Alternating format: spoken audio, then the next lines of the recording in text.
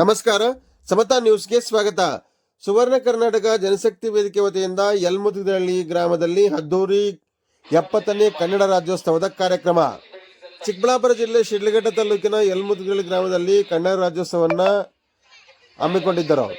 ಈ ಕನ್ನಡ ರಾಜ್ಯೋತ್ಸವದ ಪ್ರಯುಕ್ತ ಹೆಚ್ಚು ಅಂಕಗಳನ್ನು ಪಡೆದ ವಿದ್ಯಾರ್ಥಿಗಳಿಗೆ ಬಹುಮಾನಗಳನ್ನು ನೀಡಿ ಸನ್ಮಾನಿಸಲಾಯಿತು. ಹಾಗೂ ಕನ್ನಡ ರಾಜ್ಯೋತ್ಸವದ ಪ್ರಯುಕ್ತ ಮಹಿಳೆಯರಿಗೆ ರಂಗೋಲಿ ಸ್ಪರ್ಧೆಗಳನ್ನು ಏರ್ಪಡಿಸಿ ಗೆದ್ದಂತಹ ಸ್ಪರ್ಧಿಗಳಿಗೆ ಬಹುಮಾನಗಳನ್ನು ವಿತರಿಸಿ ಸನ್ಮಾನಿಸಲಾಯಿತು. ಸುವರ್ಣ ಕರ್ನಾಟಕ ಜನಶಕ್ತಿ ವೇದಿಕೆಯ ರಾಜ್ಯ ಸಂಘಟನಾ ಕಾರ್ಯದರ್ಶಿ ಮುತ್ತಿಗದಳ್ಳಿ ಬೈಲಾರೆಡ್ಡಿ ನೇತೃತ್ವದಲ್ಲಿ ಈ ಕನ್ನಡ ರಾಜ್ಯೋತ್ಸವವನ್ನು ಹಮ್ಮಿಕೊಂಡಿದ್ದರು. ಯಲಮುತಿಗದಳ್ಳಿಯಲ್ಲಿ ಈ ಒಂದು ರಾಜ್ಯೋತ್ಸವದ ಕಾರ್ಯಕ್ರಮವನ್ನು ಹಮ್ಮಿಕೊಂಡು ಪೈಲಹಳ್ಳಿ ಮತ್ತು ಕುರುಬಚನಪಡೆ ಈ 3 ಗ್ರಾಮಗಳ ಮುಖ್ಯಸ್ಥರಿಂದ ಈ ಒಂದು 70ನೇ ಅದ್ದೂರಿ ಕನ್ನಡ ರಾಜ್ಯೋತ್ಸವ ಕಾರ್ಯಕ್ರಮವನ್ನು ಹಮ್ಮಿಕೊಳ್ಳಲಾಗಿತ್ತು. ಸುರಿಯುವ ಮಳೆಯಲ್ಲಿಯೂ ಸಹ ವೇದಿಕೆಯಲ್ಲಿ ಕನ್ನಡ ಕಲಾವಿದರು ಮಳೆಯಲ್ಲಿಯೂ ಸಹ ಕಾರ್ಯಕ್ರಮದಲ್ಲಿ ಪಾಲ್ಗೊಂಡಿದ್ದು ವಿಶೇಷವಾಗಿತ್ತು. ವರದಿ ಹರಿಕೆರೆ ವಿಧಾನ ಸಂಪಾದಕರು ಸಮತಾ ನ್ಯೂಸ್ ಶಿಡ್ಲಘಟ್ಟ. ಹೆಚ್ಚು ಅಂಕಗಳನ್ನು ಗಳಿಸಿರ್ತಕ್ಕಂಥ ವಿದ್ಯಾರ್ಥಿಗಳಿಗೆ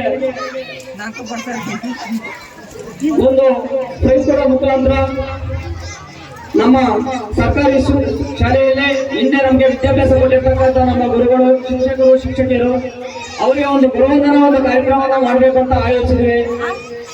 ಏನಿವತ್ತು ಆ ತಾಯಿ ಮಳೆ ದೇವರು ತುಂಬಾ ಮಳೆನೇ ಇರಲಿಲ್ಲ, ಇವತ್ತು ಮಳೆ ಬೀಳ್ತಾ ಇದೆ ಅಂತಂದ್ರೆ ಇವತ್ತು ಇನ್ನು ಮುಂದಿನ ದಿನಗಳಲ್ಲಿ ನಮ್ಮ ಮೂರವರು ತುಂಬಾ ಸುರಕ್ಷಿತ ಇರ್ತದಂತ ಹೇಳ್ತಾ ನಮ್ಮ ಸುವರ್ಣ ಕರ್ನಾಟಕ ಜನಶಕ್ತಿ ವೇದಿಕೆ ಬಳಗದಿಂದ ಅದ್ದೂರಿ 70ನೇ ಕನ್ನಡ ರಾಜ್ಯೋತ್ಸವ ಹಮ್ಮಿಕೊಂಡಿದ್ದೀವಿ. ಏನಿವತ್ತು ಈ ವೇದಿಕೆಯಲ್ಲಿ ಆಸೀನರಾಗಿರ್ತಕ್ಕಂಥ ನಮ್ಮ ಮೂರೂರಿನ ಗ್ರಾಮಸ್ಥರು ಹಾಗೂ ಶಿಕ್ಷಕರು, ಶಿಕ್ಷಕಿಯರು ಹಾಗೂ ಕನ್ನಡ ಪರ ಎಲ್ಲ ಸಂಘಟನೆಗಳು ಹಾಗೂ ಯುವ ಮಿತ್ರರು, ಮಾಧ್ಯಮ ಮಿತ್ರರು, ಪೊಲೀಸ್ ಸಿಬ್ಬಂದಿಯವರು ಹಾಗೂ ಎಲ್ಲದಕ್ಕಿಂತ ನಮ್ಮ ಮೆಲೋಡಿಯಸ್ ತಂಡದವರೆಗೂ ಒಂದು ಶುಭವನ್ನು ಕೋರ್ತಾ ಈ ನನ್ನ ಒಂದು ಪುಟ್ಟ ಮಾತನ್ನು ಮುಗಿಸ್ತಾ ಇದ್ದೀನಿ. ಜೈ ಹಿಂದ್, ಜೈ ಕರ್ನಾಟಕ. ದೇವಿ ರಾಮಕೃಷ್ಣ ಜಗದ್ಗುರು ಪಾದಪದ್ಮೆ ತ್ರಯೋಚಿತ್ತಂ ಜೈ ಒಂದೇ ಭಾರತ ಮಾತೆ.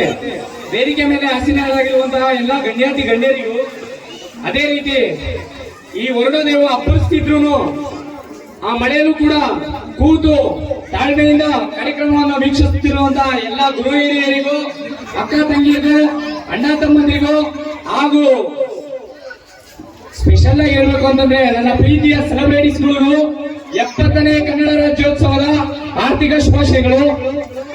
ವರುಣನ ಅಬ್ಬರದ ಕಾರಣ ಜಾಸ್ತಿ ಸಮಯ ತಗೊಳ್ಳೋದಕ್ಕೆ ಇಷ್ಟಪಡಲ್ಲ, ಒಂದ್ 4 ಮಾತಲ್ಲಿ ಮುಗಿಸ್ತೀನಿ.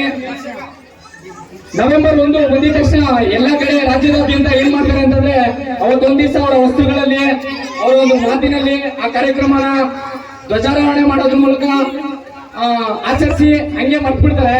ಬಟ್ ಏನು ಅಂತಂದ್ರೆ ನಾನು ಹೇಳೋದೇನು ಅಂತಂದ್ರೆ ಬರೀ ನವೆಂಬರ್ ತಿಂಗಳಿಗೆ ಮಾತ್ರ ಕನ್ನಡಾಭಿಮಾನ ಸೀಮಿತವಾಗಬಾರ್ದು. ಇಲ್ಲಿ ಇರುವಂತ ಪ್ರತಿಯೊಬ್ಬರು ವಿದ್ಯಾವಂತರು, ಅವಿದ್ಯಾವಂತರು ಕನ್ನಡ ಅನ್ನೋದು ಮೂರೇ ಪದ. ಏನಿಲ್ಲ ನವೆಂಬರ್ ಕನ್ನಡಿಗರಾಗದೆ ನಂಬರ್ 1 ಕನ್ನಡಿಗರಾಗಬೇಕು ಅಂತ ಹೇಳೋದಕ್ಕೆ ಇಷ್ಟಪಡ್ತೀನಿ. ಅದೇ ರೀತಿ ಇನ್ನೊಂದು ಏನು ಅಂತಂದ್ರೆ ಜಾಸ್ತಿ ಟೈಮ್ ತಗೊಳ್ಳಲ್ಲ, ಬರೀ ಒಂದೇ 1 ನಿಮಿಷ. ಈ ಕನ್ನಡದ ಬಾವುಟನ ಡಿಸೈನ್ ಮಾಡಿದಂತ ವ್ಯಕ್ತಿ ಯಾರು ಅಂತಂದ್ರೆ ಯಾರಿಗಾದ್ರೂ ಗೊತ್ತಾ? ಇಲ್ಲಿ ನೆರೆದಿರುವಂತವ್ರು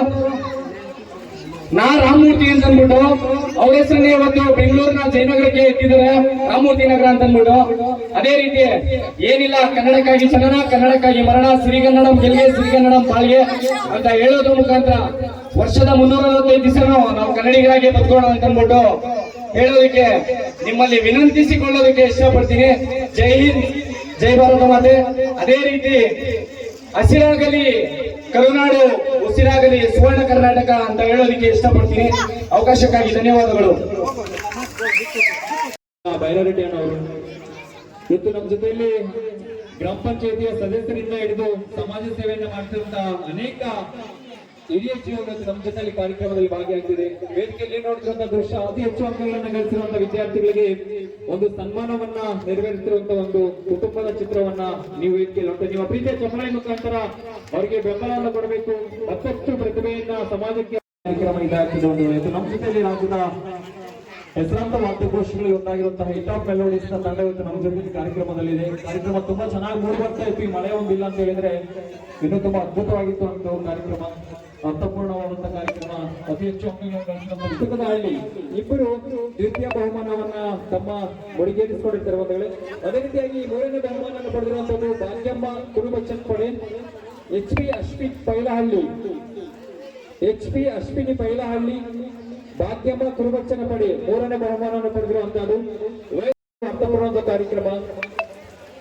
ರಂಗೋಲಿ ಸ್ಪರ್ಧೆಯಲ್ಲಿ ಅತಿ ಹೆಚ್ಚು ಅಂಕಗಳನ್ನ ಪಡೆದು ಪ್ರಥಮ, ದ್ವಿತೀಯ, ತೃತೀಯ ಬಹುಮಾನ ಪಡೆದಿರುವಂತಹ 3 ಜನಕ್ಕೆ ತುಂಬ ಹೃದಯದ ಅಭಿನಂದನೆ. ಏನ್ ನೋಡಿದ್ರು ಕಾನ್ವೆಂಟ್ ಸ್ಕೂಲಲ್ಲಿ 50,000, 1 ಲಕ್ಷ, 2 ಲಕ್ಷ ಫೀಸ್ ಕಟ್ಟಿ ಮಕ್ಕಳಿಗೆ ಅಲ್ಲಿ ಸಹವಾಸ ಮಾಡಿ ಮಕ್ಕಳನ್ನ ಎಜುಕೇಶನ್ ಕೊಡ್ತಾರೆ.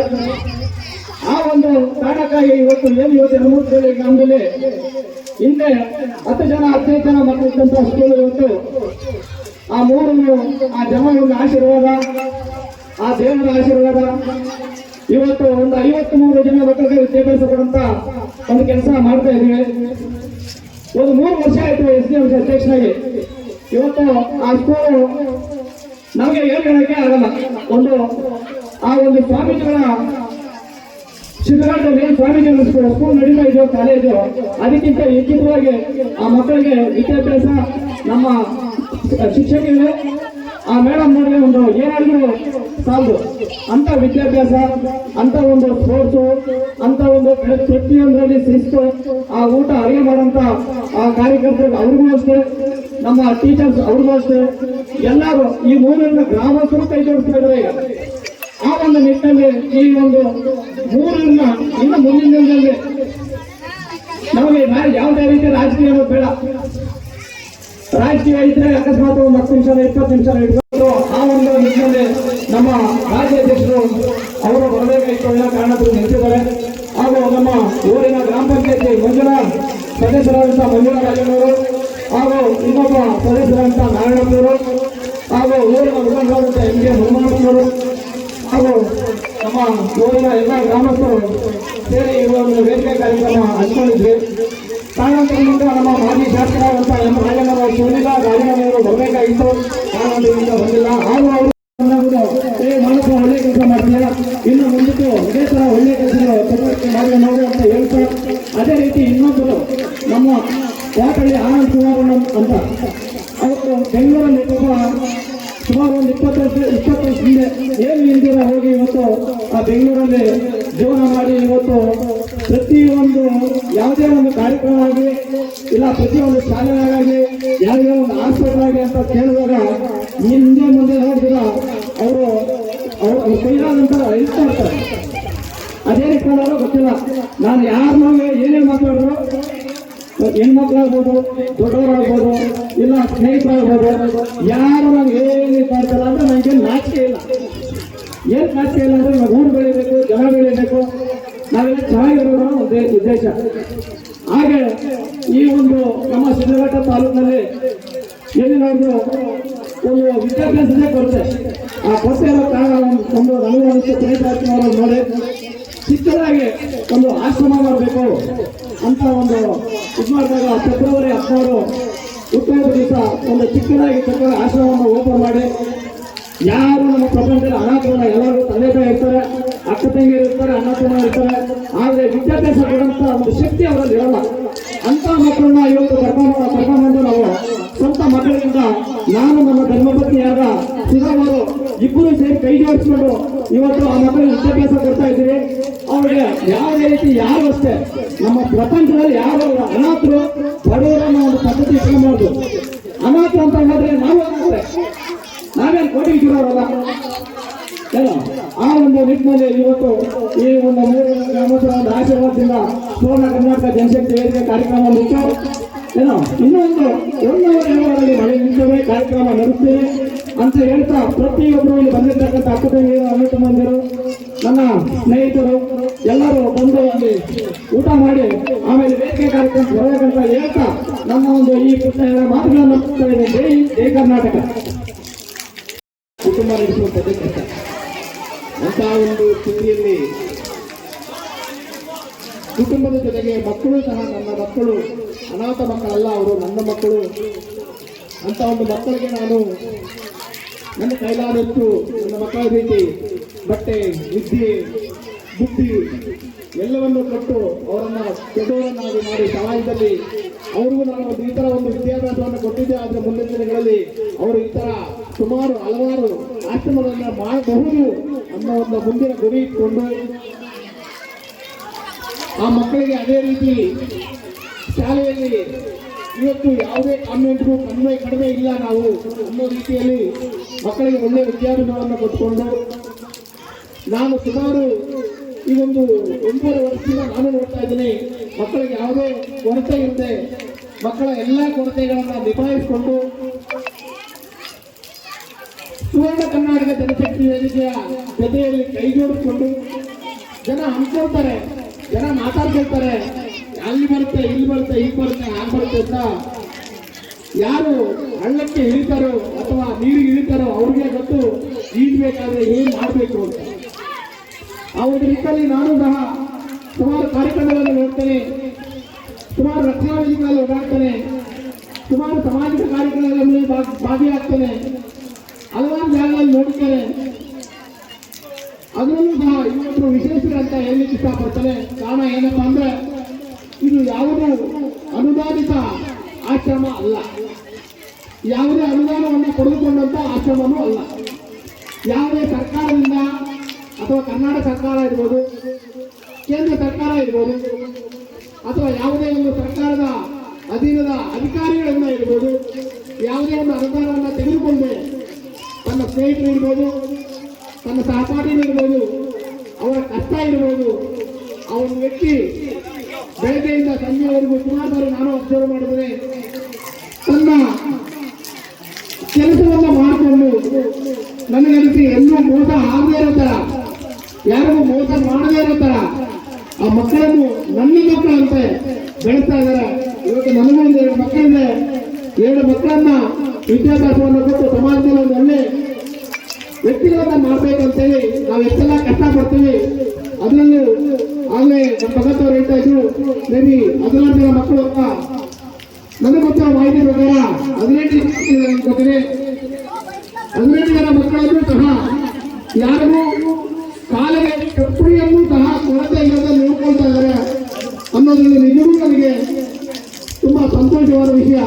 ಅದರಲ್ಲೂ ಅವರು ಇವತ್ತು ಗ್ರಾಮದಲ್ಲೇ ಮಾಡಿರೋದ್ರಿಂದ ಎಲ್ಲರಿಗೂ ಕಣ್ಣು ಮುಂದೆ ಇರ್ತದೆ, ಏನಾಗ್ತಾ ಇದೆ, ಏನು ಹೋಗ್ತಾ ಇದೆ, ಸಮಾಜದಲ್ಲಿ ಘಾತುಕದ ಕೆಲಸ ಆಗ್ತಾ ಇದೆಯಾ, ಅಥವಾ ರಾಜಕೀಯ ಹಣ ತಂದಾಗ್ತಾ ಇದೆಯಾ, ಅಥವಾ ಎಲ್ಲಾದ್ರೂ ಜಮೀನುಗಳನ್ನ ಕವರಿಸಿ ತಂದಾಗ್ತಾ, ಇಲ್ಲ ಯಾರಿಗಾದ್ರೂ ಮೋಸ ಮಾಡ್ತಾ ಇದಾರ, ಯಾರಿಗಾದ್ರೂ ಅನ್ಯಾಯ ಮಾಡ್ತಾ ಇದಾರ ಅನ್ನುವಂಥದ್ದು ಎಲ್ಲರಿಗೂ ಸಹ ಜನರ ಕಣ್ಮುಂದೆ ಇರುತ್ತೆ. ಅವರ ಧೈರ್ಯವನ್ನು ನಾವು ಮೆಚ್ಚಬೇಕಾಗುತ್ತೆ ಬಂಧುಗಳ ಈ ಸಮಯದಲ್ಲಿ. ಕಾರಣ ಏನಪ್ಪಾ ಅಂದ್ರೆ ತಾನು ಹುಟ್ಟಿದಂತ ಊರು, ತಾನು ಬೆಳೆದಂತ ಊರು, ಇಂಥ ಊರಲ್ಲಿ ತನ್ನ ಎಲ್ಲ ಸಹಪಾಠಿಗಳನ್ನ, ಬಂಧು ಮಿತ್ರರನ್ನ, ಸಂಬಂಧಿಕರನ್ನ ಒಟ್ಟುಗೂಡಿಸಿಕೊಂಡು ಈ ಒಂದು ಕಾರ್ಯಕ್ರಮವನ್ನು ಮಾಡುವಂಥದ್ದು ಅಷ್ಟೊಂದು ಸಲೀಸಲ್ಲ. ಅವರು ವರ್ಷಕ್ಕೆ ಒಂದು 4-6 ಕಾರ್ಯಕ್ರಮವನ್ನು ಮಾಡ್ತಾ ಇರ್ತಾರೆ, ಸ್ವಂತ ಗ್ರಾಮದಲ್ಲಿ ಮಾಡ್ತಾರೆ. ಗ್ರಾಮದಲ್ಲಿ ಇವತ್ತು ಸಣ್ಣದೊಂದು ಜಾತ್ರೆ ಮಾಡಬೇಕಾದ್ರೆ ಒಂದು ಸಣ್ಣ ಮನೆ ಕಷ್ಟ ಎಲ್ಲರಿಗೂ ಗೊತ್ತಾಗುತ್ತೆ. ಆದ್ದರಿಂದ ಒಂದು ಅದ್ಭುತವಾದ ಕಾರ್ಯಕ್ರಮವನ್ನು ಮಾಡಬೇಕಾದ್ರೆ, ಎಲ್ಲರ ಮನೆಯನ್ನು ಮೆಚ್ಚಿಸಬೇಕಾದ್ರೆ, ಎಲ್ಲರನ್ನೂ ಒಗ್ಗೂಡಿಸಿ ಹೋಗಬೇಕಾದ್ರೆ ತನ್ನ ಶ್ರಮ, ಅವರ ಶ್ರಮ ಅವ್ರಿಗೆ ಗೊತ್ತಾಗುತ್ತೆ. ಬಂಧುಗಳೇ, ಈ ಒಂದು ಸುವರ್ಣ ಸಮಯದಲ್ಲಿ ಇನ್ನೊಂದು ವಿಷಯವನ್ನು ಹಂಚಿಕೊಳ್ಳಕ್ಕೆ ಇಷ್ಟಪಡ್ತೇನೆ. ಅವರ ಒಂದು ಮನಸ್ಥಿತಿ ಏನಪ್ಪ ಇದೆ ಅಂದ್ರೆ ಸ್ವಾರ್ಥಕ್ಕಾಗಿ ಏನನ್ನೂ ಬಯಸಿದವರಲ್ಲ. ಅವರು ನಿಸ್ವಾರ್ಥ ಮನೋಭಾವನೆಯಿಂದ ಸುಮಾರು ಕೆಲಸಗಳನ್ನು ಮಾಡ್ಕೊಂಡಿದ್ದಾರೆ. ವರ್ಷ ಏನಪ್ಪ ಈ ವರ್ಷ ನವೆಂಬರ್ ಬಂದು ನಾವು ರಾಜ್ಯೋತ್ಸವವನ್ನು ಮಾಡಬೇಕು ಅನ್ನೋ ಒಂದೇ ಕಾರ್ಯಕ್ರಮ ಅಲ್ಲ, ದೇವಸ್ಥಾನದ ಕಾರ್ಯಕ್ರಮವನ್ನು ಮಾಡ್ತಾರೆ. ಆ ಮಕ್ಕಳನ್ನ ಪ್ರತಿದಿನ ಬೆಳಿಗ್ಗೆ, ಮಧ್ಯಾಹ್ನ, ಸಂಜೆ ಶಾಲೆಯಲ್ಲಿ ಏನಾಗುತ್ತೆ ಅದನ್ನು ನೋಡ್ತಾರೆ. ಗೌರ್ಮೆಂಟ್ ಸ್ಕೂಲ್ ಮಕ್ಕಳನ್ನ ಇವತ್ತು ಒಂದು ಹಂತಕ್ಕೆ ತಗೊಂಡ್ಬಂದಿದ್ದಾರೆ. ಹಲವಾರು ಗೌರ್ಮೆಂಟ್ ಶಾಲೆಗಳ ಇವತ್ತು ಎಷ್ಟೋ ಗೌರ್ಮೆಂಟ್ ಶಾಲೆಗಳು ಮುಚ್ಚುವಂತ ಪರಿಸ್ಥಿತಿ ಬಂದಿದೆ. ಬಂದಿದೆ ಇವತ್ತು ಎಷ್ಟೋ ಸರ್ಕಾರಿ ಶಾಲೆಗಳನ್ನ ಮುಚ್ಚಿಬಿಟ್ಟು ಅದನ್ನೂ ಸಹ ಅನುದಾನಿತ ಶಾಲೆಗಳಾಗಿ ಕನ್ವರ್ಟ್ ಮಾಡಿಕೊಂಡು ನಡೆಸಿದ್ರು ಸಹ ಸರ್ಕಾರ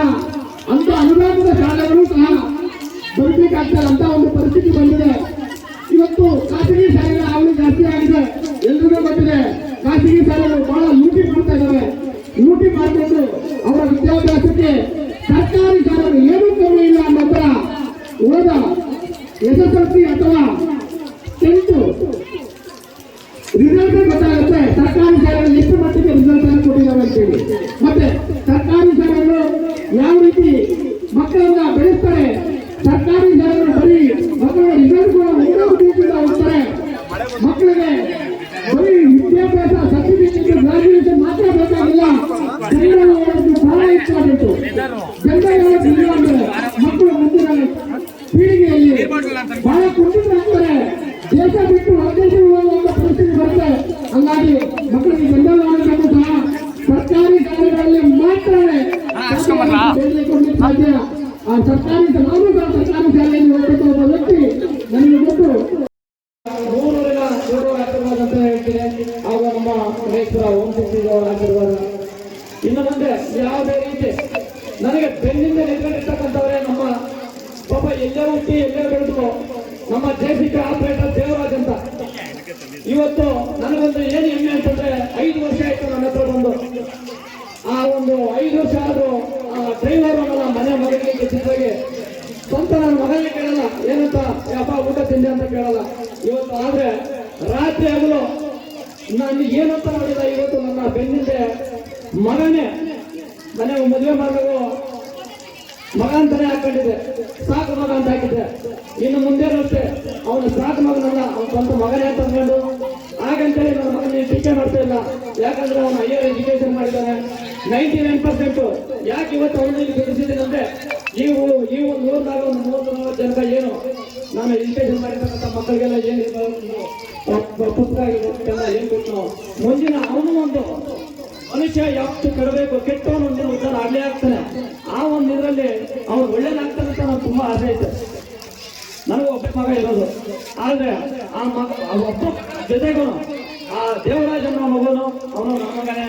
ದಯವಿಟ್ಟು ಅವನು ನಾನು ಎಷ್ಟು ನಾನು ಏನ್ ಹೇಳಕ್ಕೂ ಆಗಲ್ಲ, ಅಷ್ಟೊಂದು ನನ್ನ ತಂದೆ ಮಾಡ್ತಕ್ಕಂಥ ನಮ್ಮ JCB ಆಪರೇಟರ್ ದೇವರಾಜ್ ಅವರು.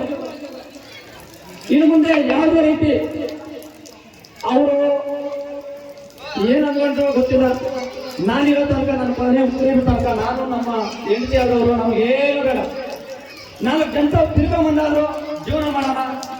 ಮುನೇಶ್ವರ ಮಕ್ಕಳ ಸೇವಾ ಆಶ್ರಮವನ್ನು ಮುಂದಕ್ಕೆ ನಡೆಸ್ಕೊಂಡೋಗೋಣ. ನಮ್ಮೂರು ಸರ್ಕಾರಿ ಸ್ಕೂಲ್ನ ಇವತ್ತು ಏನು ಮೊನ್ನೆ ಪ್ರತಿಭಾ ಪುರಸ್ಕಾರಕ್ಕೆ ನಮ್ಮೂರಿನ 11 ಜನ ಮಕ್ಕಳಾಗಿದ್ದ ಮೇಲೂರಿಗೆ ಪ್ರೆಸೆಂಟ್ ಶಾಸಕ ಇರ್ತಕ್ಕಂಥ ಊರಿನಲ್ಲಿ 11 ಜನ ಮಕ್ಕಳು ನಮ್ಮ ಟೀಚರ್ಸ್ ವಿದ್ಯೆ ಕಲಿಸಿರ್ತಕ್ಕಂಥ ನಮ್ಮ ಟೀಚರ್ಸ್ 11 ಜನ ಪ್ರೈಸ್ ತಗೊಂಡ್ಬಂದವ್ರೆ. ಭಾರಿ ಖುಷಿ ಆಗೋಯ್ತು.